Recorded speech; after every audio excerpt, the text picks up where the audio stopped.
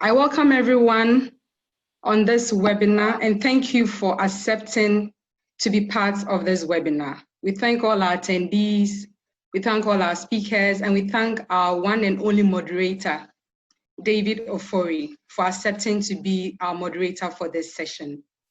Okay, so today we are speaking about the future of work in Africa.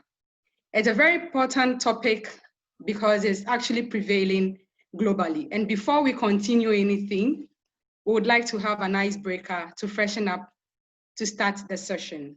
It will take 1 minute, 25 seconds of our time.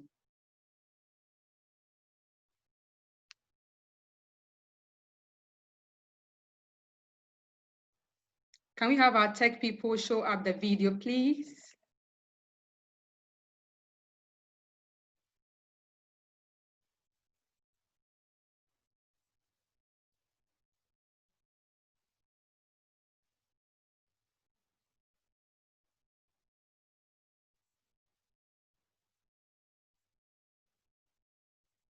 Sorry about that. It will be up in a minute.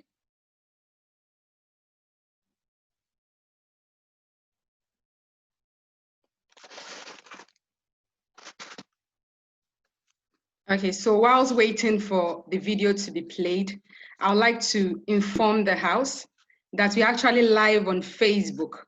So you can log in on our handle at ACTGH. If you're on Twitter, Instagram, Facebook, you can join us there. Academic City University College is another handle for our YouTube and LinkedIn handles. If you want more information about Academic City, kindly go through that social media handles and you'll be fine. Okay, so the video is on now. Rising. Academic City University College is producing young African leaders that are future ready.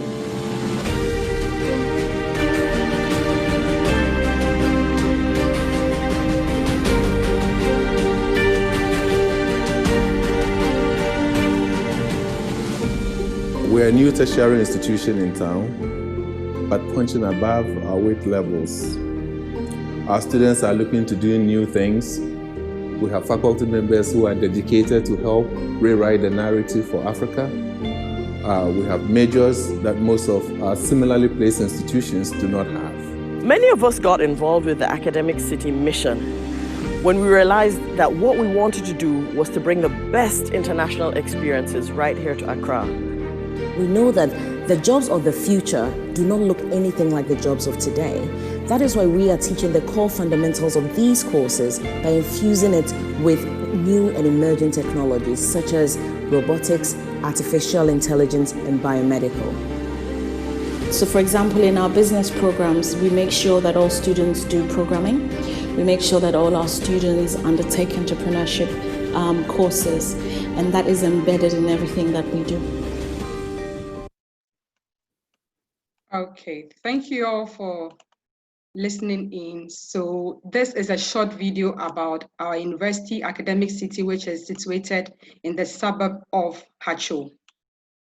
Now, if you listened in carefully, the two things we're talking about how Academic City is actually teaching good models to be able to get abreast to what is happening in the current future. So with our BBA courses, we've inculcated programming in it so that if you're a BBA student, you don't say that you are just in that era of BBA, but then we introduce programming so that you be an all-round person when you're out there for any job at all. Our AI is also on. Thank God that Deborah is here. She has a little bit of idea in that because that is her field. Now to continue, I would like to say that we got a lot of people signing up for this event, not because of the speakers only or the institution, especially because yesterday there was, a very good remark on our side by presenting the presidential scholarship to one of the students, Daniel Gakpeto in Presec. But to say that this topic is actually an important topic that is critical for Africa. Now, to put this webinar in context, we'll be talking about where we have come from in Africa, where we are now, where we are going in terms of technology and the future of work. Now, researchers are of the view that technology is taking jobs of people. How true is that? And this is a reference being made in World Bank Group 2019. And it has become very worrisome because some people think that people who have IT ideas or who are IT inclined are actually going to take the jobs more than those who are not IT inclined. So how do we close this gap? Now, this finding has also been described that it is a little biased because of an imbalance when we talk about jobs across countries, because it is dealt case by case. So I came across an article and I realized that in 2019, in Ghana News Agency, in 2019, was realized that 2% of the 250,000 labor force have actually been employed in the formal sector, while 98% are still finding their space in the informal sector, even though 90% of graduates in that same year have graduated. So how do we bridge this gap? Now, on our next slide, we are going to talk about how this fast-paced economy is actually trying to inculcate itself into this era of pandemic and how we're getting ready for the future of work. So what can be done right to catch up? What can we do? So this question, among many others, is what this webinar seeks to achieve and bring clarity into the future of the world of work for our students and the public. And we are very happy and excited that we have our speakers and our moderator to help us delve much deeper into this topic. So if you're just joining us in, this is Academic City hosting on the topic, the future of work in Africa. Okay, so before we go on again, I'd like to say a little bit about our housekeeping rules. So you realize that you are going to be muted. And if you have any questions, kindly put them down for the discussion session. And all chats are going to be disabled. That is just for your information. Okay, right. Next slide, please. So as I mentioned earlier, we are talking about where we have come from, where we are now, and where we are going. In the next slide, we are going to see the generations of how technology has been.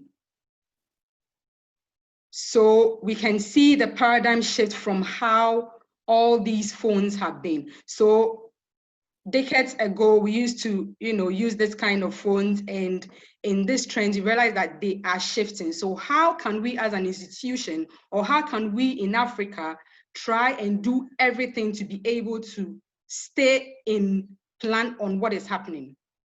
Now, we realized that some time ago, if someone had to get a pictorial view from above, okay, there is a helicopter they use with a cameraman where they see below. But now what do we see? Drone has come to take over. First, we used to also line up and queue in banks, trying to, go through all these bank transactions and what have you. But ATM has come to save it. There are other ATM machines that you can actually deposit your money in there. This, among many things, is what we are saying that we need to catch up to be able to rub shoulders with other developed countries, okay?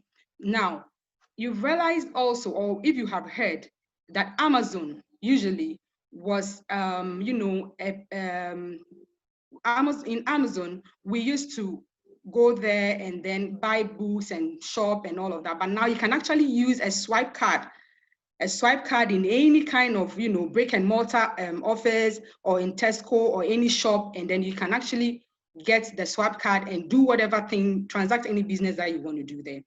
Now, the next slide is going to talk to us about some statistics on our unemployment, in Africa. The first slide is talking about some stats on unemployment. Okay, now in this graph,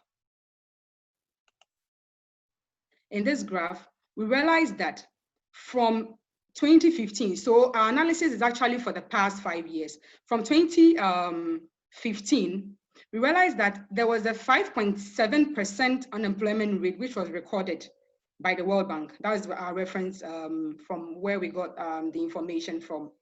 And we realized that in 2016, it actually rose. So there was an increase from 5.75% to 6.14%. And then when it got to 2017, it increased again. Now, what is this telling us? So the case by case, there's a case by case issue here. That is why I was saying that even though people are saying technology is actually bridging a gap or bringing a gap between the world of work, it is actually by case by case. So in our next slides, you realize that in Ghana, the case is also different. Now in 2018, you realize that the unemployment rate had decreased in 2018. In 2019, it increased again. In the other graph, you realize that there is a difference, or there is a shift in all of these. When you come to Europe records unemployment rate at 7.4% as at August this year. And it is just a minimal increase from the previous month. And this was taken in Trading Economics 2020. USA reports a decrease in unemployment from 3.9% to 3.7% in 2018 and 2019 respectively. The reason why we brought US and Europe, even though they're not part of African countries, is because we realized a lot of prospective students, or a lot of our students would like to have our master's degree in all of these countries compared to, Africa. So we wanted to bring a holistic kind of statistics so that everyone would be able to appreciate it. Now, UK reports a fall in unemployment rate from 4% in 2018 to 3.85%. So all these things boils down to what I was saying from the introduction, that even though people are saying technology is actually changing the world of work for people, it is a case-by-case issue. And I agree a lot, and I hope a lot of you would agree with me that it is a case-by-case issue.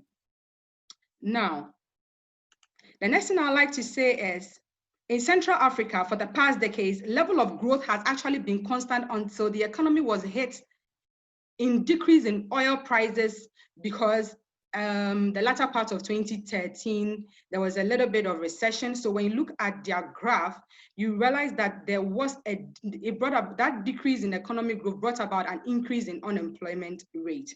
But some way, somehow, they tried to manage, it. And then from 2014, the unemployment started declining until 2019. So in general, we can say that Africa, beyond the Francophone countries, which excludes the South Africa, Nigeria, and Angola, who are actually known to be the biggest economies of the region, okay, averagely had, 7%, they reported 7% of the level of unemployment in the economy. So the question lies on us, or the honest, it lies on us to say that what is Africa trying to do to be able to close any gap in the rest of the world? Now, I will go ahead and introduce my speakers to you for the webinar. Our good speakers who have accepted to be part of this webinar. But before that, I will invite Dr. Lucy Ejapon, who is one of our deans in the Faculty of Engineering and Informatics.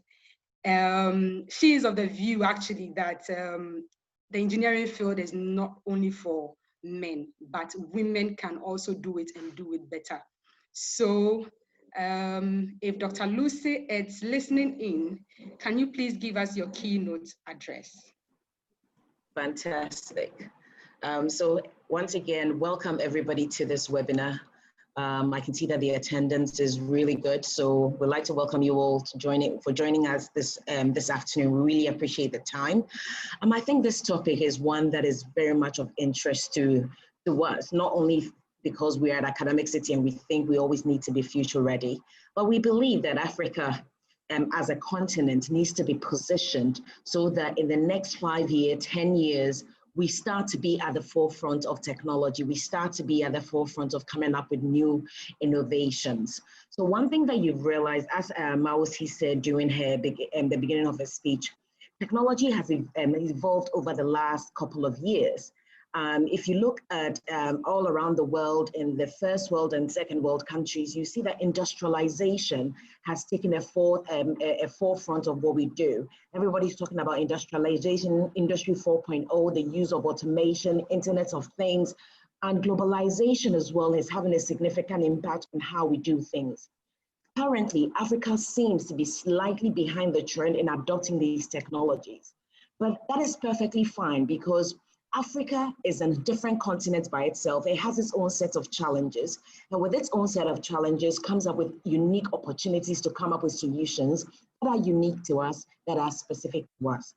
And even within our African continent now, technology has taken us so far. If you look at our agricultural sector, for instance, at the moment, everywhere you go, people are already starting to use their mobile phones to be able to capture data, to be able to do their businesses wherever they go. One of the technologies that has really transformed the continent of Africa and how we do things is mobile money. Mobile money that is not thriving anywhere else, but is thriving in the African continent because limited infrastructure and limited technology means that this particular technology, whereby people are able to transfer money from one end to the other without having to physically go to the bank, without having to necessarily need bank cards, has enabled farmers, enabled people from all walks of life to have that opportunity to administer their businesses. And that is where I think Africa as a continent, we need to look within and say, what are our unique problems? And what are the solutions that are specific for us? How do we infuse upcoming emerging technologies so that we are able to solve the problems that Africa needs to solve, whilst putting us on that particular pedestal so that we're achieving globally? If you look all over around the continent, Africa is a land full of resources, minerals, agriculture, what have you. But yet there's still talk that we are not tapping into it as much as we can. Again, if you're looking at the jobs of today, I mean, look around you, we're having a webinar and none of us has to be physically in the same room to do it, which means we're having to utilize our social media team who are now having to broadcast this live on social media platforms, variety of jobs that didn't exist back then, but exist today. We know, according to information out there, that in the next 10 years, even our children today, those that are in primary school at the moment, the jobs that they will be doing has not even been defined yet. Yet we need to equip them with the tools so that when these jobs come up, when the landscape shifts, they are better equipped to be able to solve problems or better equipped to be able to stand up to the new challenges. That is why at Academic City, we say that, you know what, we have been able to identify what the upcoming trends are. Now, how do you infuse these upcoming trends within education so that those in academia can add new technologies to whatever innovative solutions are coming up? We are also of the notion that we need to bring the whole global workforce and upgrade the skill set so that any technologies that they may need to assist them to do their business better, we are able to do that. That is why we believe in a strong partnership between academia, industry, and the local communities. We cannot do this in isolation. We need to stop the era of whereby we just pick up technologies from abroad, literally implant them in Africa and expect them to work. Those days are over. We need to look within and say what problems are unique to us and what technologies are available to us so that we can better empower our communities to be able to stand on their own 2 feet and come up with innovative solutions. My vision or my dream or what I would like to see is that Africa is competing with all the other continents because we have developed our own technology. We have leveled the playing field and we have been able to bring everybody from ground up to be able to compete internationally. I'm very excited about this talk. I see that there's our guest speakers have a diverse level of experience that they're going to bring on board. So I'm so excited to see how this conversation is going to pan out. I will urge all attendees to open up your ears, make your notes. We are in this because we have to be interactive in our whole discussion. We need to come up with what works for Africa and what we need to do so that we are prepared for the future. Again, I will end with, Academic City thinks, or from our education background, we know that the future of artificial intelligence, robotics, biomedical are the three avenues that we want to be strong in.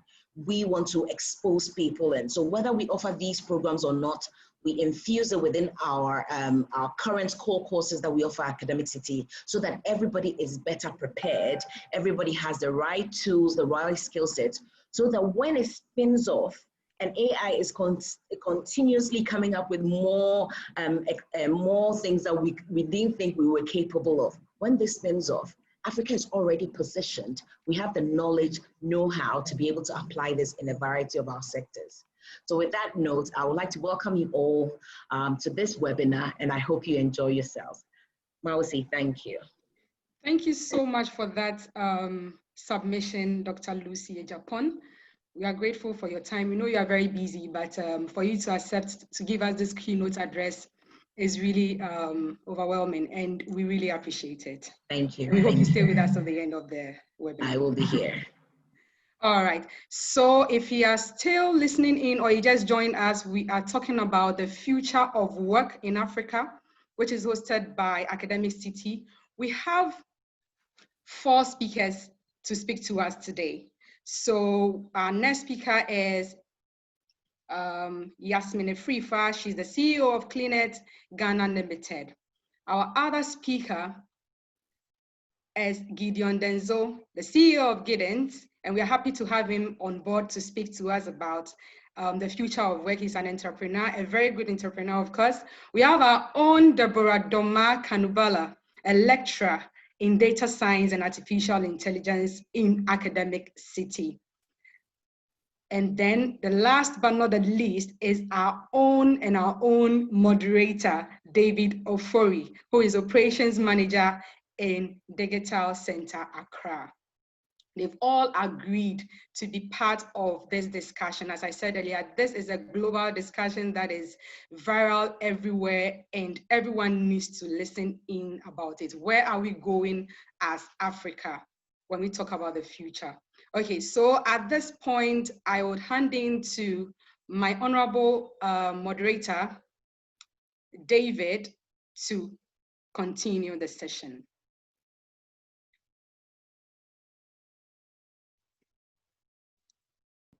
Good afternoon, everybody, and thanks once again. Thanks, Mausi, for your warm introduction, and thanks to our honorable guest speaker who gave us a very good welcome address and put things into perspective. So thank you to all our listeners around the world, and welcome to the Future of Work in Africa discussion. And I'm privileged to be asked to moderate this all-important discussion about our continent and our world. And so my fellow panelists would give us their perspective. I would want to welcome them one after the other to give us 2 minutes of their opening remarks, from which my questions will flow. And also, if you're tuning around the world, keep your questions coming, because we're going to put the questions to the panelists. This is not a pre-recorded session, it's live. So you are very much welcome to also bring your questions on board, so that way we are having a family discussion for our continent and our world. So without much ado, I would want to ask Madame Deborah, if you're ready to give me 2 minutes of your opening remarks on what your perspective is on the future of work in Africa. Okay, all right. Thank you so much, David, for the welcome, and to Mausi and Dr. Lucy for the wonderful keynote address. So my name is Deborah, and it's really a great pleasure to be on this panel discussion to talk about this very important topic, the future of work in Africa.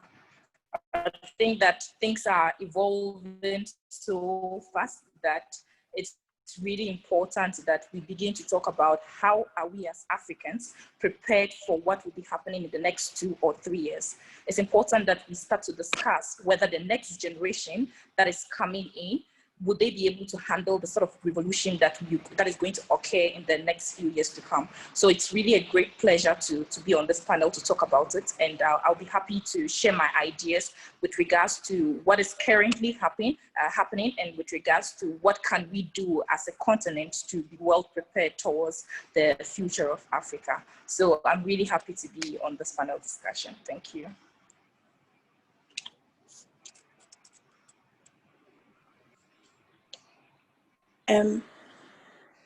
Hello, I'm Yasmin, and big thank you to Mausi and David and Dr. Lucy for setting the pace for conversation. I'm very glad to discuss what's happening around the world.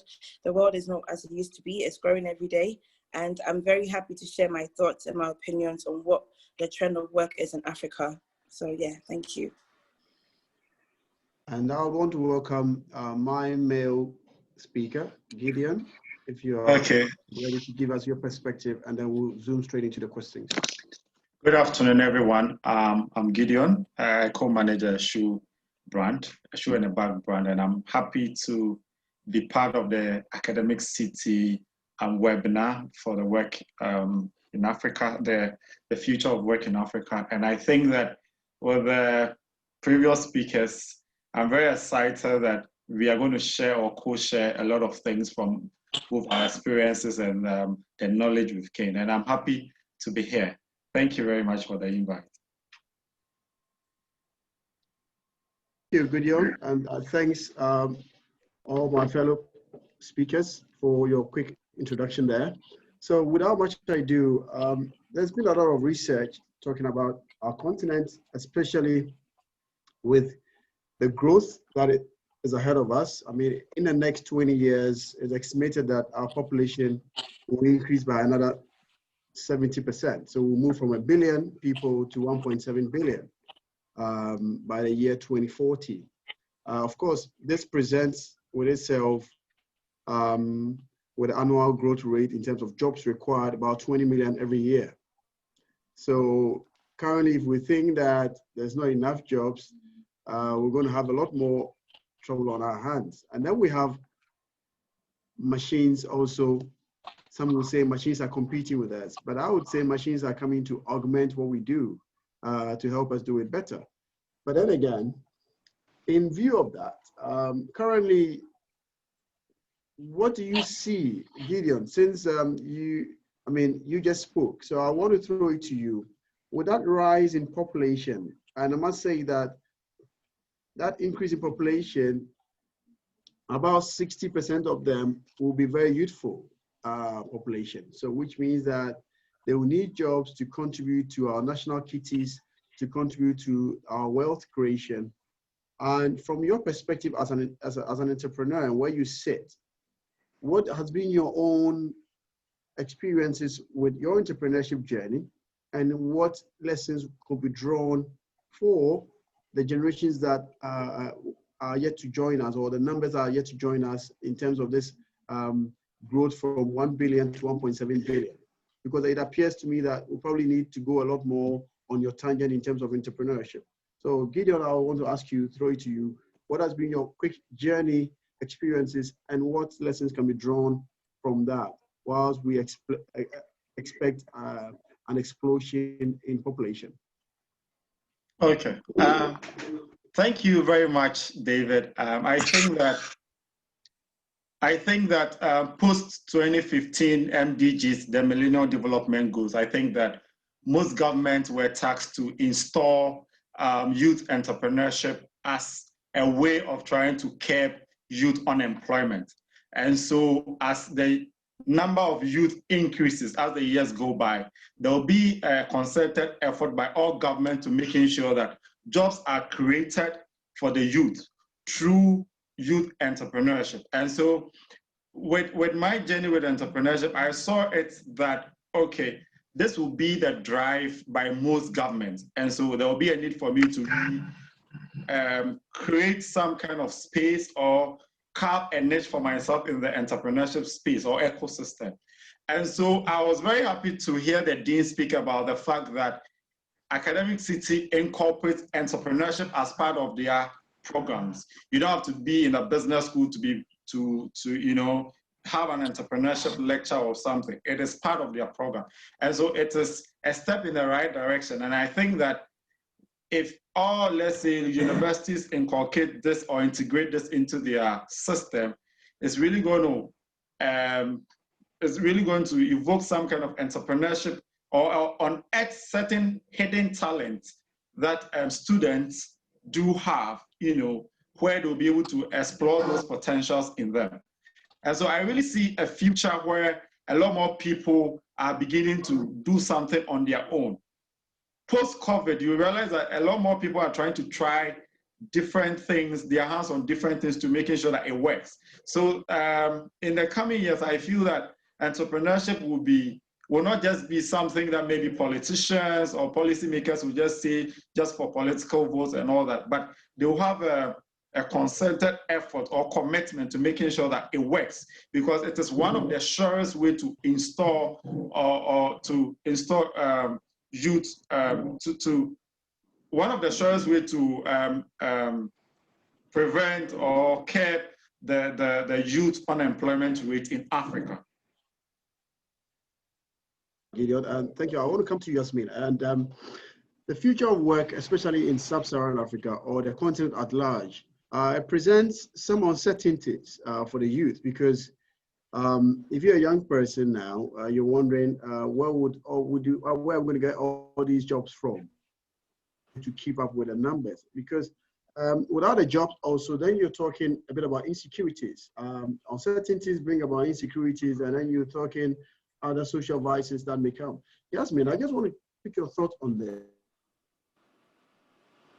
And what do you think would be some of the social safety nets that needs to be expanded on our continent as far as the population explosion is concerned? What are some of the safety nets that you think that ought to be looked at by governments or policymakers whilst we expect this boom in growth, population growth?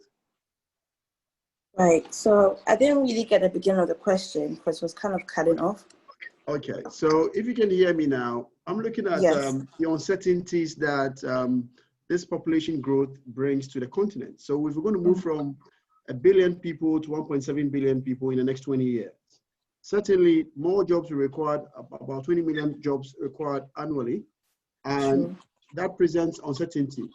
What do you think will be some of the social safety nets that policymakers, governments alike needs to have in place, so that while people are transitioning from one job to the next, or while they are transitioning from educational sector into an entrepreneurship or a formal job, what will be the safety net they need to be put in place to keep them going while they're looking for this all-important job, first job of their lives? Okay, thank you for repeating the question again.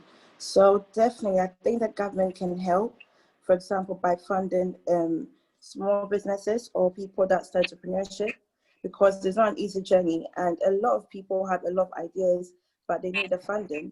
So if the government or policymakers can make decisions where if an entrepreneur has a good idea or they've got something good going and they assess and they can see where it's going somewhere, a bit of funding can go a long way.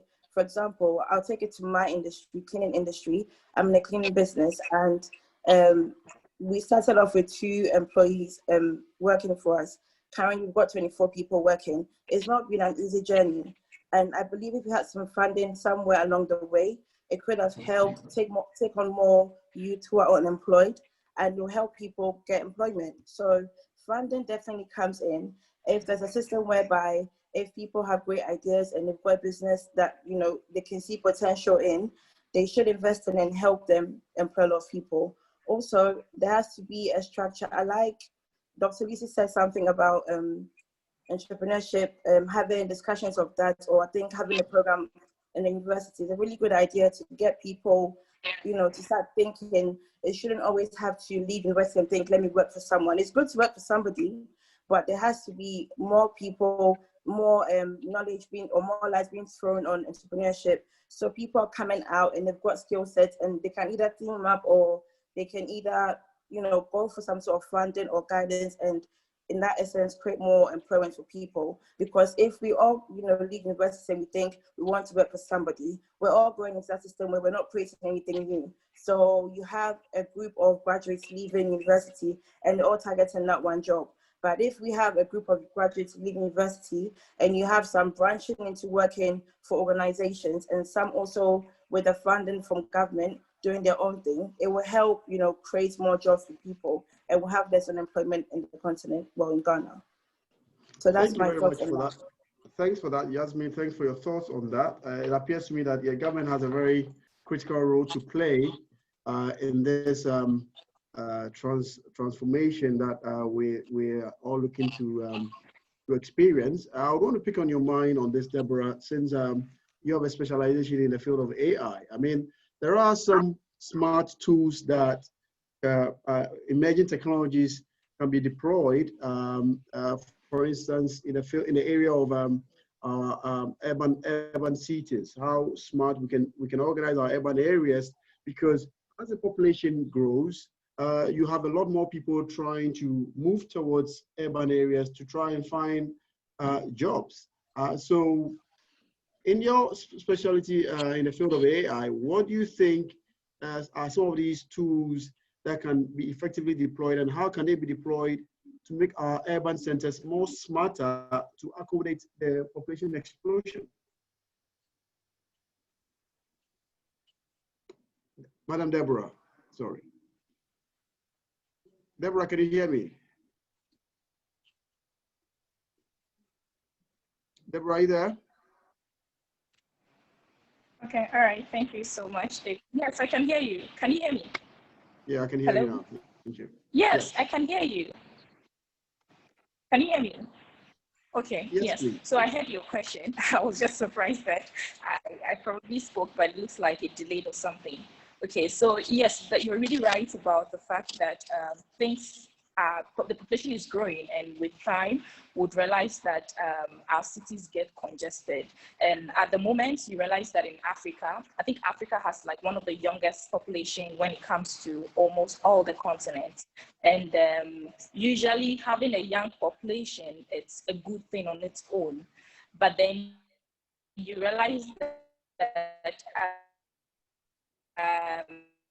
most things are usually centered in the urban area, rural areas, and then go to the urban areas. But also, if you think about it, in Africa, I think the major source of employment for most people is agriculture.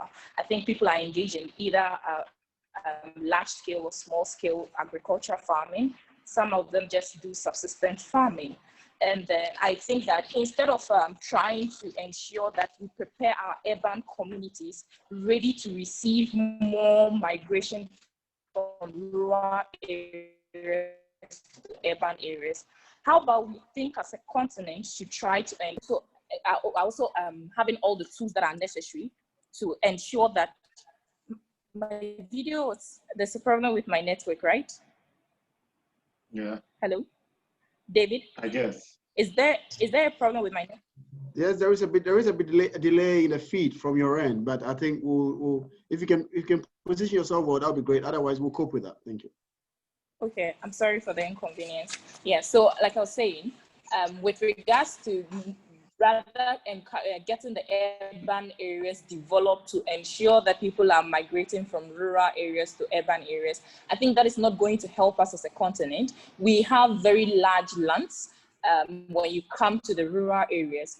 And most of those people in the rural areas are in farming. So I think it's important that we begin to think about what are the sort of tools we can use to ensure that those who are in the rural areas are able to utilize those technologies to ensure that they can scale up their agricultural produce. And one of those examples that I want to just mention is, for instance, IBM. Fortunately, we have IBM, which is one of the giant tech industries. And we have one in Kenya and one in South Africa. And that of the Kenya one, they all do a lot of research. And one of the interesting products they've come up with recently is this, they call this EZ Farm. And what they're doing with this is to put sensors in the farms and then farms of farmers, so that it's able to read, detect the soil, the moisture in their soil, is able to detect whether they have water in their poly tanks and all of that. And what they do is that all of the sensors collect data and then passes it on to their Google, their cloud system. And so they analyze this cloud system and then give analytics to the farmers on their smartphones. So even if the farmer is not close by in his or his farm, the person is still able to read and know what is happening at that farm at that point in time. So at the end of it, the person is able to increase their productivity, and of course their yields will increase as well. And when this happens, it will make life much comfortable and easier for them. So I think that it's time that as Africa to prepare for this rise in population, we try to think about technologies of this sort to ensure that our rural communities have these available so that they could also be productive in whatever they do. So this is the few things that I want to just mention. Thank you for that, Deborah. Thanks for that thought. I think that gives us one perspective on the trends. And so you're talking agri-tech, of how emerging technologies can be used to, of course, increase potentially increase. Can I just come in, David? Okay. Yes. So yes, we are finding it difficult to hear all you're saying. Can you just please increase the volume of your voice for us, please? Can you hear me? Just a little bit of high volume and we'll be fine. Oh. Yeah. Hello, everybody. Hello, David. Is it much better now? Yes, please. Thank you. Yes, yes. Apologies. Sorry about that. So if you just tune in wherever you tune in to this, this is Academic City hosting the future of work in Africa. And I'm the humble moderator here. And I have speakers here, Gideon, Deborah, and Yasmin, who are sharing a few perspectives on what the trends are on our continent as far as the work in Africa will look like. I just want to come back to Gideon. You know, we have the Continental Free Trade Agreement, and Ghana is privileged to host that as a country. You are an entrepreneur. How does this all-important agreement play to your advantage as an African entrepreneur and as a young person? And how do you take advantage of that to say, I can spread my business from Ghana to Kenya, or spread my business from Malawi to Tanzania, or spread my business from South Africa to Egypt as a young African entrepreneur, so that by so doing, you don't just have to wait for governments to give you handouts by way of social safety net and social welfare, but you can actually expand your business across the continent using this all-important window of the Continental Free Trade Agreement. Gideon. Yeah, thank you very much, David. I think that when I heard about the African Continental Free Trade, I had read about the AU Agenda 2063, which as part of it, the African Continental Free Trade was part, you know, and in 2019, I had to take a trip to South Africa and in Cote d'Ivoire to do a trade exhibition so that at least I'll be able to know the market dynamics in those countries. So we went ahead of the African Continental Free Trade implementation.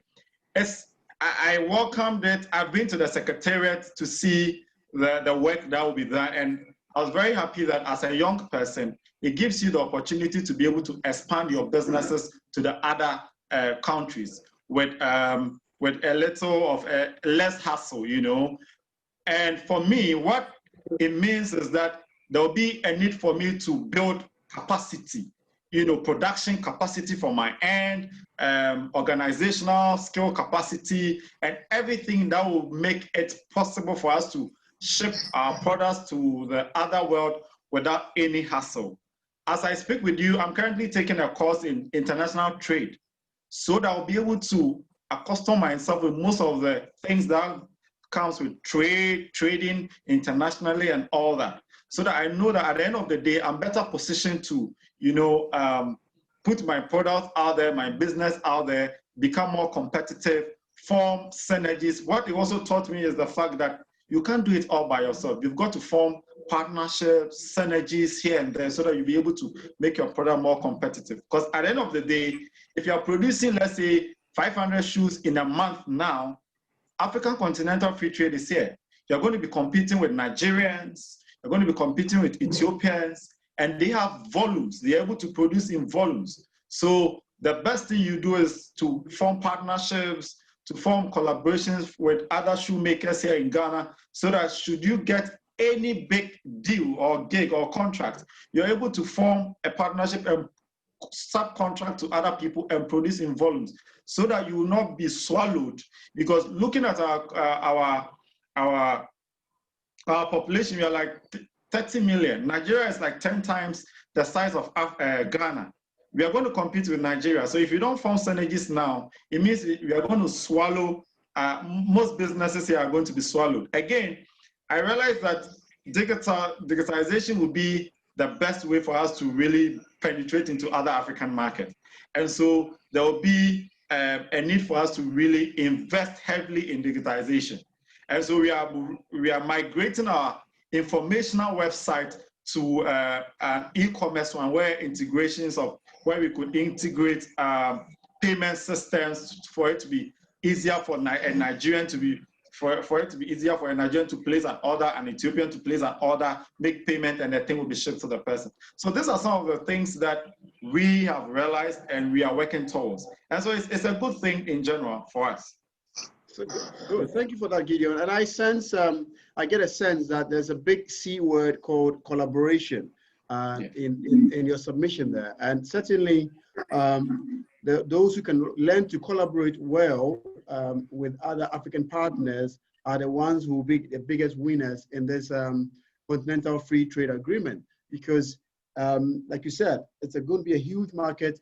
For the next 20 years, you're talking 1.7 billion market size. So if you can collaborate well across multiple markets, multiple domains, then you can actually have a share in the trade that goes on in those countries. I just want to come to you now, Deborah, if you're there. Yes, I'm here. Yes, Deborah. So again, can we all see Deborah? Deborah, are you there? Yes, I'm here. I'm sorry, I have some few glitches with my internet, so I'm unable to turn that's on fine, my video Deborah. for now. So we are looking at what a critical infrastructure that governments across Africa need to put in place, because the future of work will largely be driven by technology. We cannot do things the same old way that we used to do and expect that we can meet the demands that will befall us as a continent. And so what do you think are some of the critical infrastructure that needs to be put in place for us to take advantage of this fourth industrial revolution? Okay, all right. All right, so I have two things majorly to mention with regards to that. The first has to do with the educational sector.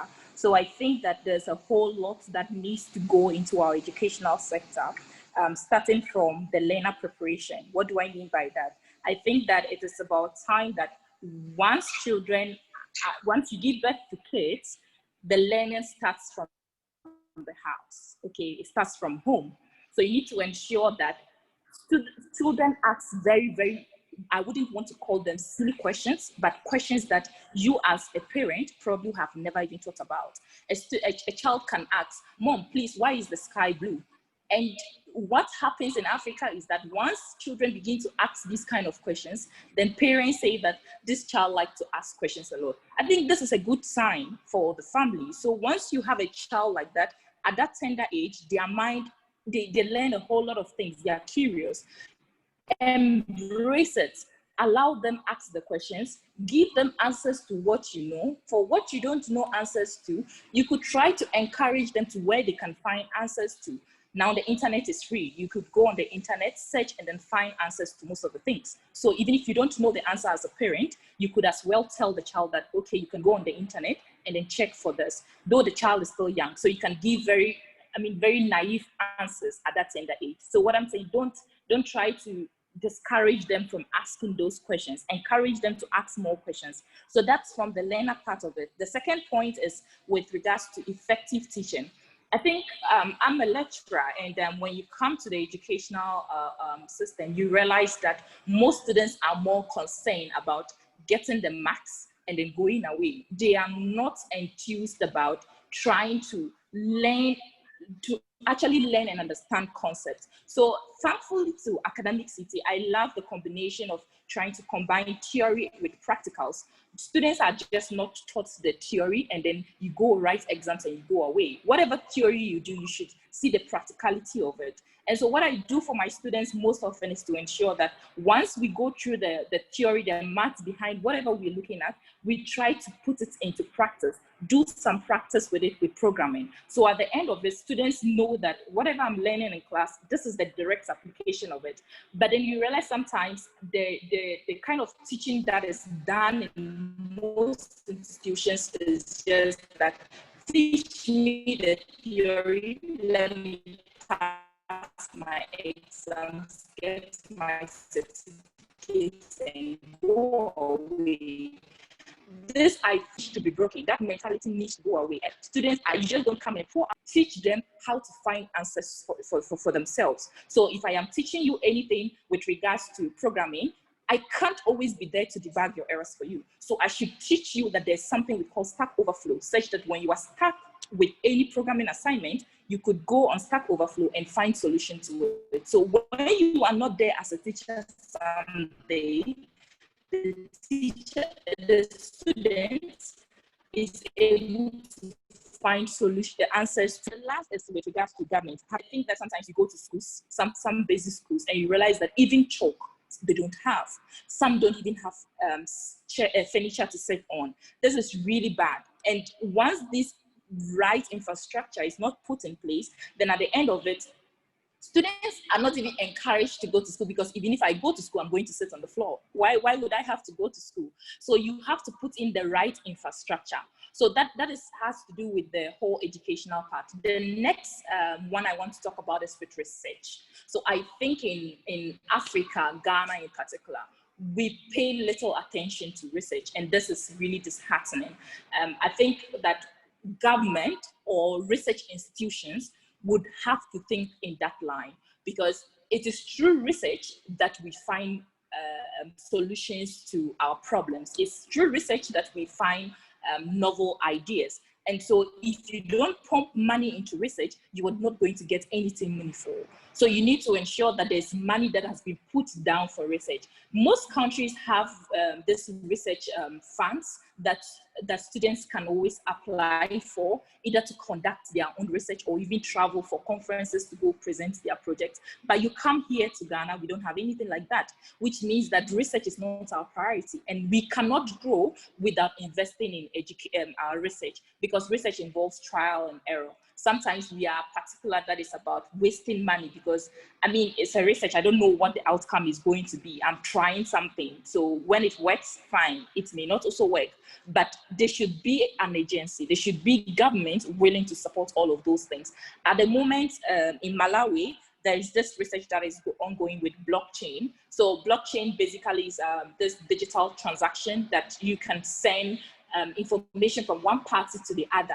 And so you don't have any third party coming in between to try to get the information or alter anything. So it's really helpful in this cryptocurrency. So we've heard of Bitcoin, Litecoin. These are the new technology, emerging technologies that are coming up. And what Malawi is trying to do with that is to use blockchain in their tea production. So they're trying to use blockchain to check on their supply chain from the farmer to the final consumer, how to ensure that produce move from the farmer to the final consumer without any alterations, without anybody doing any bribe and all of that.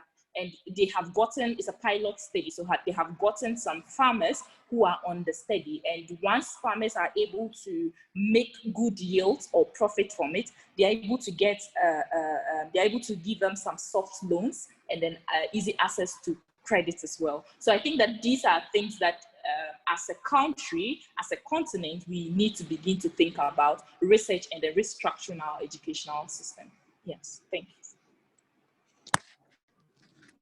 Thank you very much, Deborah. Thanks for that. So you pointed us to a bit of a cultural shift, so that we need to culturally shift away from whatever the teacher says is final, so that our school-going kids can be more inquisitive in asking questions, because that's the only way they can learn and they can challenge the status quo. So parents also need to be accommodating in this cultural shift.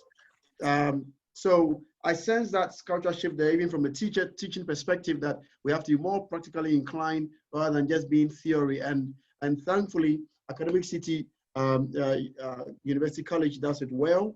And so we are grateful to them. If you're tuning around the world, this is focus on future of jobs in Africa, hosted by Academic City. And I am your humble moderator here. I've got my colleague speakers on the line who are helping us delve into some of these questions. I want to pick on your mind, Mausi, if you're there. And I mean, you are an entrepreneur. Oh, sorry, Mausi, you are part of Academic City. I know you are a host. But there's a burning question on my mind. I want to see, you know, preparation of our next generation, because we're looking at 2040, the 20 years ahead of us. Some people say all kids should learn coding, but what is the African story? What do you think that will be the African story in terms of preparing our young and up and coming young population as we move towards this population explosion in the next 20 years? Okay, thank you very much, our humble moderator, for this question. Okay, so for me, I'm going to speak on Academic City on this for this submission. So we in Academic City are actually preparing our students when it comes to we getting ready for the future of work, as you just asked. So from the word go in Academic City, there is a course called FIE, Fundamentals of Innovation and Entrepreneurship. So it is the small baby that actually gave birth to BBA Entrepreneurship. We realized that some of the students would like to study, but then they also want to have a hands-on on what they actually have interest in. So we have one of our students, whilst he was in school, he liked to work on bicycles and all of that. So how do we involve that student that whilst he's studying in school, he's able to still go on handling all these bicycle parts and making sure that he's adding it to what he's learning as an engineering student? So we at Academic City, that is what we're actually doing to prepare our students. So whilst he is an engineering student, he's also finding himself in the FIE class, trying to get a hands-on on what he is doing. Now, all our BBA courses, in our first video that I played, you realize that, you know, I said in Academic City, or one of our deans, that is Dean that is Dr. Lucy and Dr. Linda, both of them. Dr. Lucy is for engineering. She mentioned that because the economy is actually moving into an automation field, there is AI that is actually over there. We are also trying to meet the economy in terms of robotics. So on our campus, when you come, we have robotics club that we take care of all students who are interested in robotics. We have many other clubs that if you are someone, so for example, we have the art and drama and all of that. So if you come to Academic City, there's a robotics club that takes care of all these things. The BBA programs also have programming inculcated in the courses. So you cannot come to Academic City and say that you are just going to be a BBA student. We actually have a holistic study for you. So whilst you're doing BBA, you are learning a little bit of programming. And just as I mentioned also in my introduction, I you know, mentioned that in Academic City, we do all of these things to prep and prepare students for the future of work. So whilst you are in Africa and you want to join us in Academic City, if you take any of our programs, just make sure that we are giving you a 2-in-1 package. So you are learning BBA, all right, but then you are learning IT as well, blending the two all together. And just as Deborah mentioned, in Academic City, she's happy because we are actually marrying theory and practical. So we have a hands-on study. That is why when you come to our campus, we have really invested a lot in all these engineering parts, practical and workshop that we engage our students to have a hands-on. So you actually, whatever you are studying in class is what is actually on the ground for you to see. So if we are teaching you something theoretically, there is a practicality of it. So that is how Academic City is trying to blend all this theory. And we are not teaching them, you know, archaic information, but then we are giving them current studies or current programs so they'll be able to marry or raise up in what is happening in Africa at large. Thank you so much for that, Mausi. I get a sense that, of course, academicity is bridging the gap between academia and industry, so that students that come out are not just theoretically based mindset, but also have the real practical skills that even if they don't find themselves in an already existing company, they can create their own. So thanks to academicity for the good job you're doing in that, in terms of preparing the next generation of employees. I want to come to Yasmin, since she's an entrepreneur, because we tend to focus on people becoming entrepreneurs, but entrepreneurs work with people and they have employees. So the employees also need a focus. I mean, IMF did a study that tends to point for 10 years, really is almost like a miracle, because things change so much that either you move on quickly or your job moves on quickly, that the job may be non-existent or it could change. So what do you think that as an employer, because as an entrepreneur, you employ a few people to work with, what do you think that employers need to do to modify the workspace so that employees can embrace some of these changes as the future of work in Africa goes on? Yasmin. Right, thank you. So I would say a lot of employers need to embrace what's happening in the world. For example, if you go to like the UK, a lot of organizations are now understanding that given some sort of, for example, working from home helps give your employees a healthy work-life balance. So more and more organizations in Ghana or more entrepreneurs need to learn, depending on the field that your employees are in. If, for example, it benefits them to work from home a day or two, just so they can also, catch up with things at home and have a bit more balance. And I think people should learn to incorporate that in the business. Also, you need to learn to be attentive to your employees. You need to pick up on the strengths of the employees. So, for example, if you work with people and you realize that this person is strong at doing this, you need to find ways to utilize their strength. Because if you utilize it properly, it all helps towards the company growing. But more ways we can, as an entrepreneur, ways that I can bring it to the cleaning industry, ways that I can help my employees feel comfortable is by listening to their needs. For example, more machinery. If we have more machinery available, it makes certain jobs much easier to do. So we need to find ways where we are bringing more machinery in to cut down on labor time and cost and everything. So we need to find, you need to ultimately be listening to your employees and see what works best for them, because a lot of the times in my field, they actually do the job and I always see and go and get the job. So if they're the ones doing the job, you need to listen to them and see what they need to make the work easier.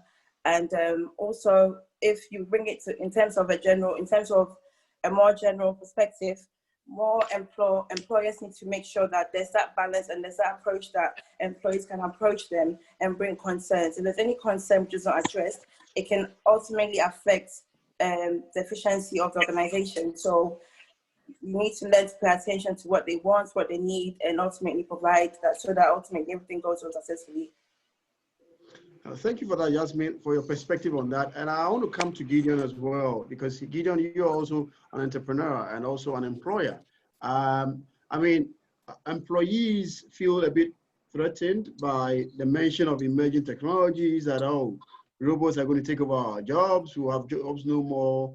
And so how do we allay these fears and these sentiments that when a company becomes overly digital, that means that, or that equates to threats or job threats for employees? Gideon, what's your take on that? Yeah, thank you. Thank you, David. And I think that my sister Yasmin made a very laudable comment. But I would like to say that, yes, the new normal is here, but I think as an employer, you would have to encourage your employees to develop some critical skills that will potentially open them up to opportunities, all right? Opportunities that would really develop their career. As I speak with you, our current sales lead, I encourage her to take a digital skill on digital marketing, so that at the end of the day, she will be able to use digital tools to sell the things rather than just being doing it like the way we used to do it. So currently she's undertaking I think Microsoft is offering, together with LinkedIn, they are offering free online courses, and I've encouraged her to start, so that she gets herself abreast with issues with digital marketing, digital sales, because she's the sales lead. So if she develops certain skills like this, she's not scared that she'll lose her job in the next few months, because now she has the necessary skills to be able to rake in more sales rather than the first where she used to be maybe at the shop and all that. So an employer would have to really sit the team down, encourage them to develop other skills that will open them up to opportunities and also move them ahead of where they are currently. I think these are some of the things that we could do as employers. Great. Okay. Thank you for that, Gideon, and for that perspective. I mean, again, if we're talking about the future of jobs in Africa, certainly the fourth industrial revolution has come to stay. We cannot reverse a trend. We either innovate or we get extinct. And so both employers and employees alike need to embrace this new world and see how best digitization can improve upon the way we do things. I am of the firm belief that, of course, digitization helps us with accurate collection of data, so that with better data, we can better analyze and even understand our customers or our clients and be able to do business with them effectively. I want to pick on your mind, if I may, Gideon, while I've got you. What are some of the trends you see now? And I'll come to you as well, Yasmin. What are some of the trends that you currently find happening?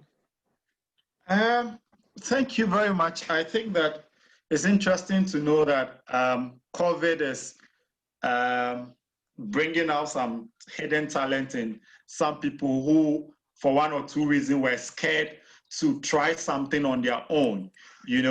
Some want, if you have a discussion with some bankers or some of your colleagues in the corporate world, they wish that they could start the entrepreneurship journey. But at the same time, they're also scared of the unknown, the fear of the unknown. What will happen if they leave their corporate world and come and start entrepreneurship?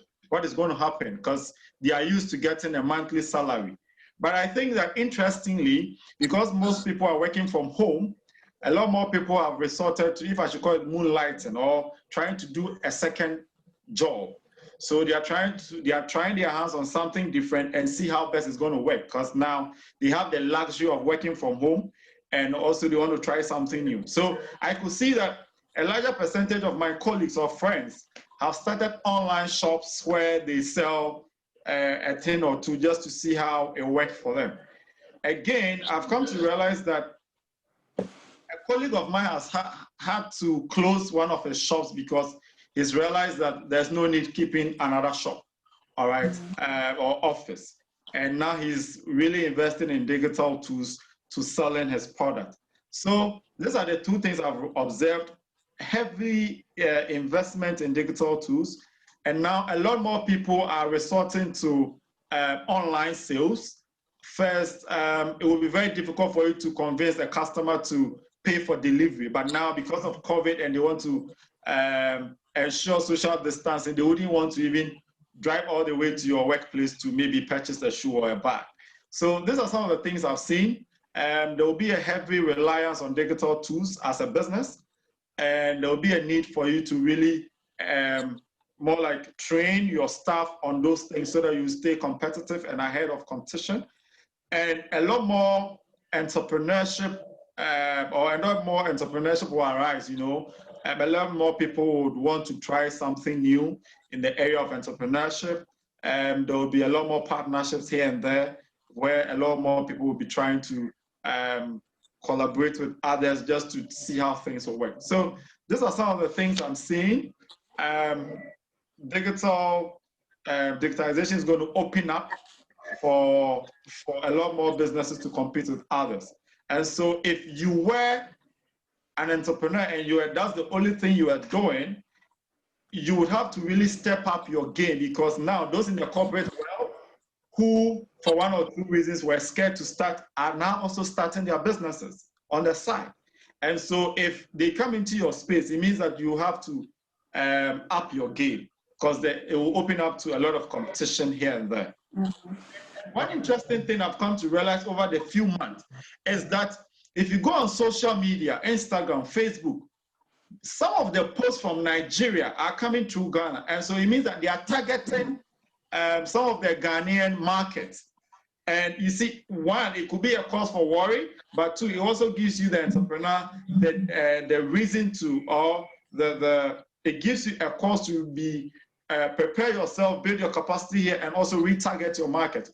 Also target your products to other people, because the Nigerians have started coming in, other countries have started directing their their sales funnels to Ghana and all that. So they are competing. And so you as a Ghanaian entrepreneur trying to serve Ghana and the rest of the world, you also have to really up your game in that space, because now internet has come for all of us, and we have a level playing field where all of us can compete. Well, thank you for that, Gideon, for that perspective. Of course, certainly with the pandemic that befell the world, it meant that things that were put on the back burner for a long time in terms of pushing ourselves on the digital streams, we have to now fast forward all of it and get, and I would say to a large extent that as a continent, we've not done bad at all in terms of embracing these digital platforms and new ways of working. And I think we're going to see more and more of that. And like you rightly said, there are people within the traditional corporate environment or formal environment who are now saying, look, let me also venture out and do my own thing. Yasmin, coming to you, what trends are you picking up apart from what Gideon has shared with us? Thank you. So I was basically going to say the same thing. I'll just elaborate a bit on what he said now. So I think pre-COVID, we did know the power of the internet, but then post-COVID, we understand that, a lot of things has changed now, social distancing and everything. So a lot of people are finding ways to still do business, but then not to be physically there. Even now with this webinar, we're not physically together, but we're talking with people and still relay some messages out there. So, the current trend I see is a lot of people understanding the internet properly and how to use it. So for example, social media, I have a few groups that I'm in, and some of my, I would say, colleagues on that, on the group chats, were not as active on social media because they had shops. But now that, COVID has happened, they realize that if they don't push, things online, people are not willing to come in, in your shop to buy. They don't want to risk bringing the kids or coming. So a lot of people are understanding that there's a lot of power in the internet, and they're trying to use that to push their businesses out there. So I think the current trend would be more people trying to find ways to utilize the internet properly to put their businesses out there. And also the power of, the social media, Facebook, Instagram, there's a lot of power in there if you know how to use it. A lot of people now understanding that to push the business, they need to pay for sponsored ads and things like that to put you out there. So more and more people are finding ways to use digital platforms. If you take it to example, the music industry, because of COVID, they can't have concerts and everything. So they're all diverting into the digital platform, and they're having like virtual concerts and stuff. They're still trying to raise money and make money, but they're not physically, in the theater or physically, holding a concert. So everyone is trying to understand the internet properly and see how best they can use that to grow their business. So moving forward, I think a lot of businesses, if not all businesses, are looking to go more.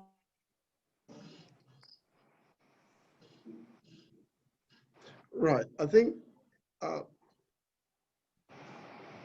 Yasmin, I think your feed has dropped a bit, but I would want to, for the benefit of our listeners around the world, this is the future of work, the future of jobs in Africa, and it's proudly hosted by Academic City University College, and I am your humble moderator. And so Yasmin, we got a gist of what you're trying to share with us in terms of the trends that the social media is really pushing the frontiers. And what I sense in that is that, again, people have now come to accept that, yes, things can happen without face-to-face engagement. And people are beginning to trust more on the internet highway to see how can we do business, because business continuity is critical. And just as human beings are rational, businesses are also rational, and they will do whatever it takes to survive. And so if it means that you have to revolutionize the way you do things to be able to stay in the competition, and that's exactly what we are saying. I want to come to Deborah, if you're there. I mean, you are a lecturer. I'm here. And I want to see from you, hear from you briefly, because I want to take some questions from our listeners around the world. So briefly, Deborah, give me a snapshot of what are the trends you are picking from the field of academia. Okay. All right. So I would say that academia involves a lot. So we have research as part of it. So I just want to turn on my video briefly, just in case the internet just gets jammed up a bit. So yeah, so I want to talk with regards to the research and the developments that is coming out from all research labs. Give us a quick one, a 1 minute or 2 one. I think. Okay, all right. So the first of it all is this whole facial recognition apps that have come up. So the facial recognition is powered by a field of AI, computer vision, that images of people have been taken, and then they train models on them, and then they use them for gates. So let's say very big industries. Once people get there, you use the facial recognition system, and then it checks to see if actually you're a worker there or not, and then you get in. And these systems are also helping prevent like armed robbers from attacking places and all of that. The second one that I want to mention is with drones, which I think Rwanda has already implemented. So they have these drones from Zipline that is able to deliver blood to hospitals. So, and this is actually helping save lots and lots of lives. So I think that this is a current trend too that has come, that they've been able to use drones to save their community and then help save lives of people. The other thing is with self-driving cars. So right now, Tesla has spent a lot of money into developing self-driving cars and then applying reinforcement learning to ensure that people, cars are able to drive on their own. And this will help reduce the rate of accidents on our roads. Let's say that we have some of these self-driving cars in Ghana. Additionally, with the whole COVID thing, like my other two speakers have already mentioned, it has made us think differently from the way you used to think. So if these self-driving cars were already in this existence since COVID started, where we try to social distance, avoid gatherings and all of that, self-driving cars could have been available to deliver goods and all of that. But even with that, I think there were some machines that were created that were able to deliver foodstuffs to houses, so that they avoid contact with human beings. The other one I want to mention is this language translation.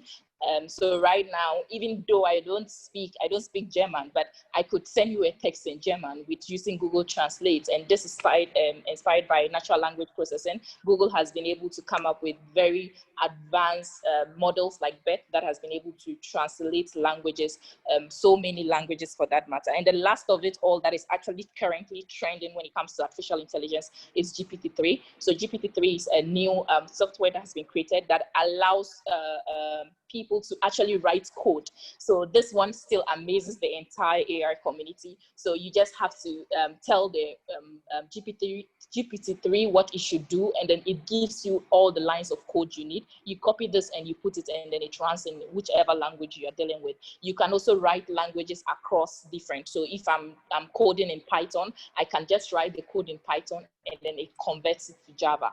It's also able to even write articles, just that at this time it's still not very good. And so normally what happens is that when it writes the article, give you the baseline, you have to go through it as a human being and then try to correct it. So these are some of the trends that I see are currently happening with the whole field of AI and research as well. Yeah.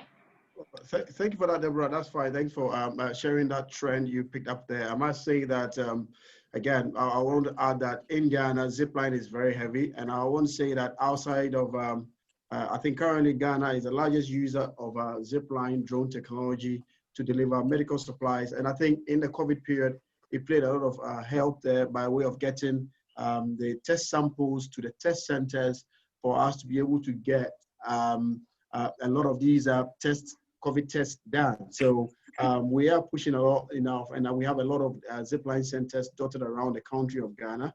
And so you can see that these digital trends are helping us even deal with the pandemic the more. Of course, in some hotels, you'll find that robots will deliver bedroom towels and things to you. So clearly, the fourth industrial generation is here and it's already working.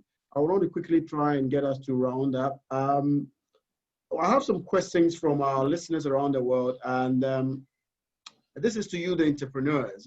And one of our listeners by name Mercy Smith is asking you, the entrepreneurs, probably Gideon, you take this first, that how do you arrive at your choice of business? How did you arrive at that? And please let's be snappy on that so that Yasmin can also give me how she arrived at her choice of business. Okay, thank you very much, Smith. I think that it's a long story, but I think I realized that clothing, more like clothing, was one of the basic needs for life. And so trying to tent myself in that space will be something that will be good for me. At the end of the day, I also want to be seen as somebody who will be able to create impact in society. And so you realize that as part of our business model, we have an inclusive business where we engage or train young school dropouts, okay, as part of the production process, so that we engage those people at the base of the pyramid. That was one of the reasons why I chose the kind of trade I'm doing. So we do shoes, we use school dropouts, the part of the vulnerable groups, okay, to make shoes and give them some kind of skills so that at the end of the day, they're able to become self-reliant. So that is why I entered into that field, because I felt I'm a food process engineer. I'm a trained food process engineer. And I felt that maybe I'll not be able to create much impact in that space as compared to where I am currently working. Okay. So I'm sure that's why I went there. So it was passion born out of a bit of a social enterprise there, and said clearly you are making an impact with the field you've chosen. Yasmin, what really got you into where you're doing the business you're doing? How did you land that choice of business? Sure, I'll keep it very short and simple. So when I moved to Ghana, there were a few job offers for me here and there, but a lot of it didn't really appeal to me. And I wanted to be something that I was very passionate about, but at the same time make an impact. So I really enjoy cleaning. It's really weird. I find a lot of joy when I clean or I see a clean space. So I thought, why don't I, go into this line of work? And also in me, setting up a cleaning company, I knew that I would employ people. And the people we employ, I mean a lot of people that have finished, SHS, or maybe they're done university, but they don't have anything going for them. So I decided to go into that line of work and give people something to do. So that was the main thing that drove me to start my own business. I didn't want to be, stuck in something I didn't like, but just because I wanted, a salary, I'll be in there and I'm not enjoying it. And I also wanted to make an impact. So hence why I went into cleaning, because it's something I really enjoy doing. Right, thank you for that, Yasmin. And I think your motivation there shows in your business you're doing, and you're not just driven by your own, what do you call it, just getting compensation from an employer, but really something that really excites you and you wanted to carve a new pathway. So before I hand over to our host, Mausi, who is on standby, I would want to say that thanks to you, our speakers, for sharing. And a few things that I picked from there is collaboration is there. Of course, collaboration is what will make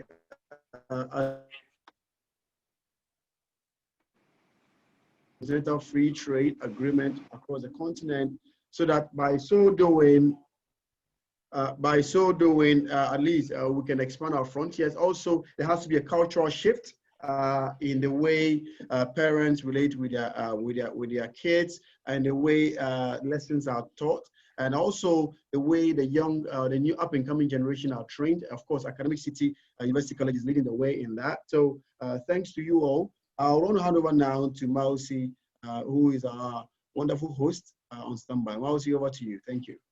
All right, then. Thank you so much, our humble moderator, for your wonderful, drive and how you've actually managed to involve everyone in this discussion. I really appreciate it. Academic City is appreciative of what you've done, And we want to thank all our speakers for signing up. We want to thank all our listeners as well, all those on social media pages. We say thumbs up to you and thank you for listening in. Those who are still with us, we thank you. We're a little bit behind time, but we'll try as much as possible to finish within the next 10 minutes. Right, okay, so the next slide is about because this is about the future of work, I believe a lot of us would have to have a fair idea or want to have a fair idea of what we really need to do out there when we are looking for jobs. So in Academic City, this is what we have put up to, share with you when you would have to look for a job out there. So this pointers are not in an orderly manner, so you don't follow it order by order, but you can just choose any of them randomly. So you have to be good at your communication skills, both written, verbal, listening, and then your presentation skills should be a top on the notch one, of course, if you have to get ready to get any job out there. You need to be confident enough. You remember during the discussions, one of our speakers, that is Gideon, if I'm not mistaken, said that some of the things that we need to do out there is to be critical in our thinking. Now, in this critical thinking, we are talking about if you are critical enough in your thinking cup, there is confidence attached to it. So you need to be confident when you're looking for a job out there. The way you poise yourself is about your dressing. So as we always say, your dressing addresses you. So the resources that Academic City brings up to you is about the career services that we have in your job search. So in Academic City,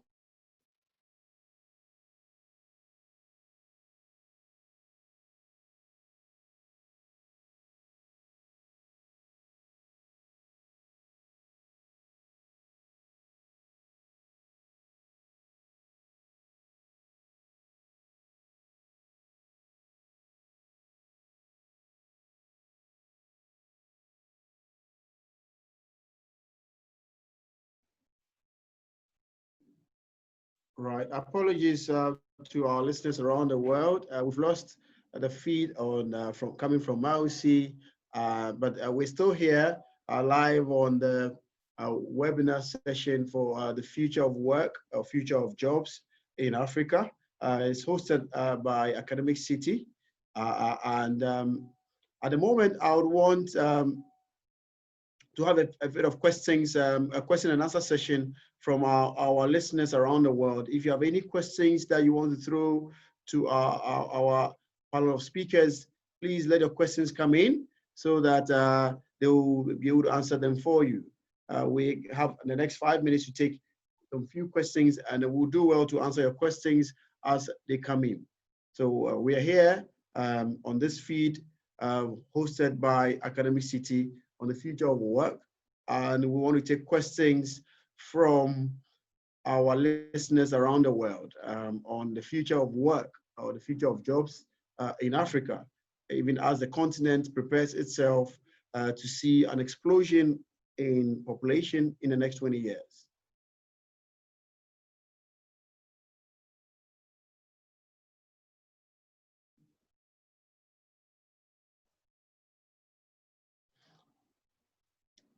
Right, I'm looking at a few of the questions that are coming through. One of the questions that is outstanding was our listener, Dorcas Ado, asked a question: how do we encourage or promote decentralization of opportunities or employment so that we can reduce the rural-urban migration? Who wants to take this? Gideon, are you up for it, or is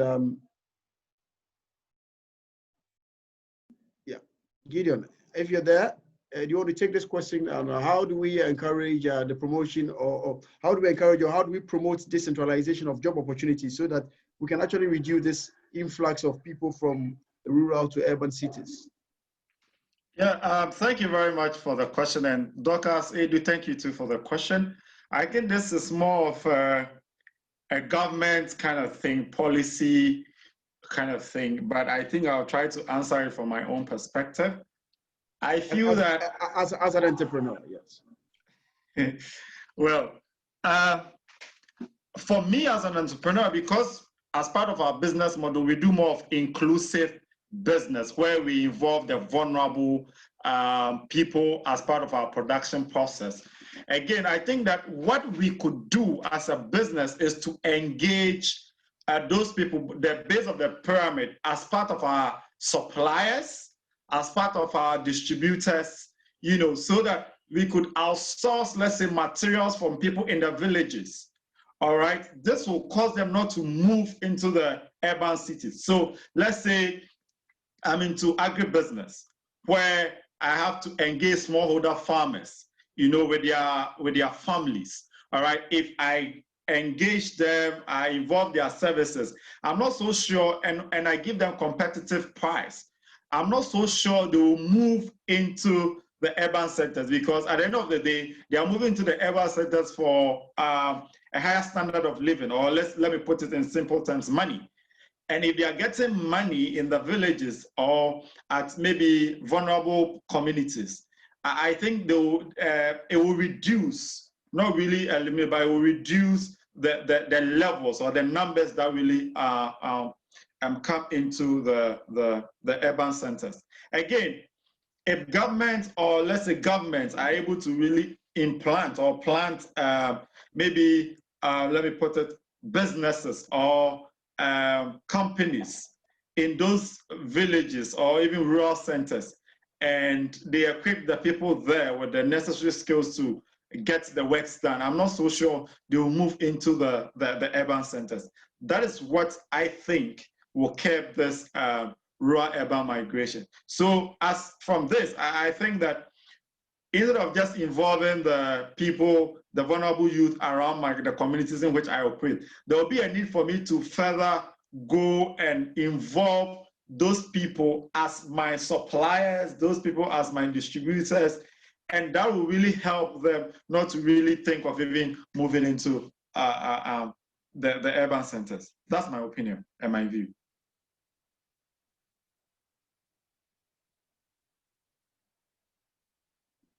Gideon, thank you very much for that. Thank you for attempting to shed a bit of light on that. We have another question. I don't know if Yasmin is able to take this for me.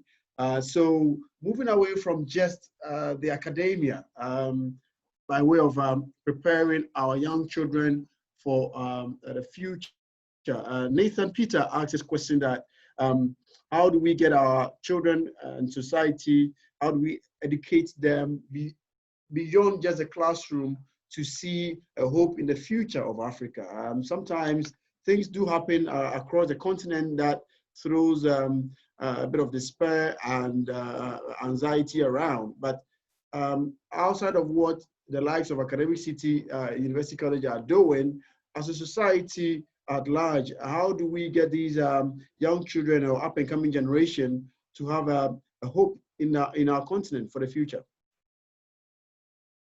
Is Yasmin there? Hi, I lost connection. I just joined again. Sorry. Right. Okay. So Yasmin, I have one for you, that beyond just the what the institutions of learning are doing, like Academic City and the rest are doing, how do we as a society educate our young people, our children, to see a hope in the future of our continent? I mean, I know you are a diasporan who have come in to set up a business. I'm pretty sure that you've not regretted making that move. And I want to throw this to you, that as a society, how do we educate our children to see a hope in the future? So earlier on, I think Deborah said something about allowing kids to ask questions. A lot of young people, not just kids, a lot of young people learn a lot from asking questions. So if people are allowed to ask questions, as silly as it may be, it feeds their curiosity and they get to know, they get to learn more.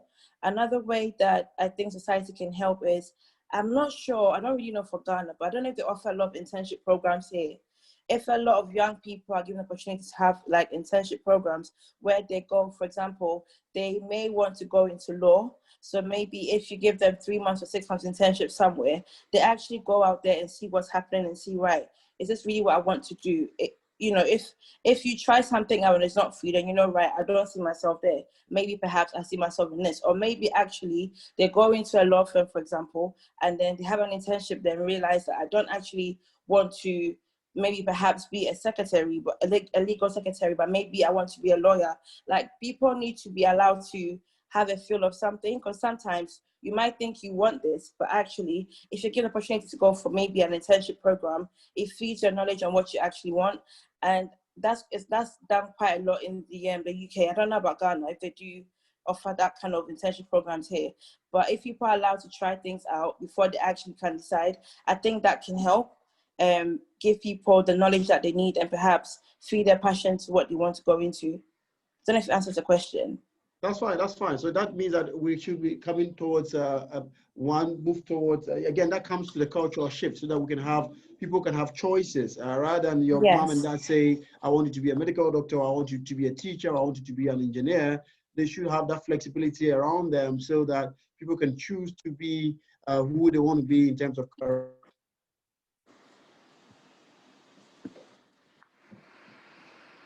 Our wonderful host to round up our session for today. Mousy, if you're there, can take it away. Thank you.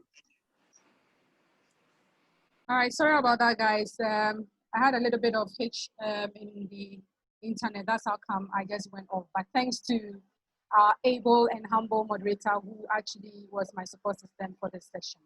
Okay, so what is Academic City doing to make students future ready for the world of work? So here in Academic City, we have BBA entrepreneurship, and it is actually open to all and sundry, especially those in the informal sector who want to join us. So during Gideon's submission, he mentioned that he's taking a course right now that is helping him to, stay abreast with what is happening in the future. So we at Academic City believe that the world of the entrepreneurs can do a lot more than what it is doing now.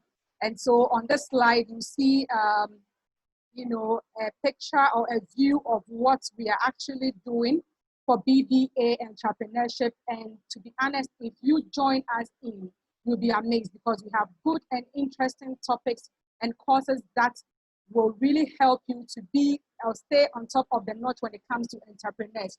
And I believe, Gideon, you as an entrepreneur can also look into getting an addition certificate from Academic City for your entrepreneurship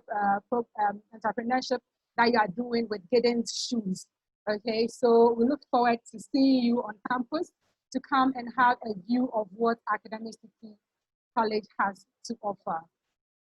So career services is also there for everyone who is listening in. So if you're a potential student or a prospective student, we are expecting, just have it in mind that Academic City is actually ready for you and to be able to take you to that level of the world of work. So you are safe to join us in at Academic City, because we are unique in our models, we are unique in our programs, and we are unique in any student affairs related programs or services provided to you. Thank you so much for your patience. Though we don't have a lot of control on this internet, you really exercise patience with us to join us in even until this time. We promise an hour and a half session, but we apologize for running it even more than an hour and a half. Thank you all for this session. We thank you, Yasmin. We thank you, Gideon. We thank you, our able moderator, and we thank you, Deborah, for joining us. And I thank you to all those who are on social media and anyone who is listening in. Thank you all, and have a wonderful afternoon. Thank you. Thank you. Thank you too. Thank you.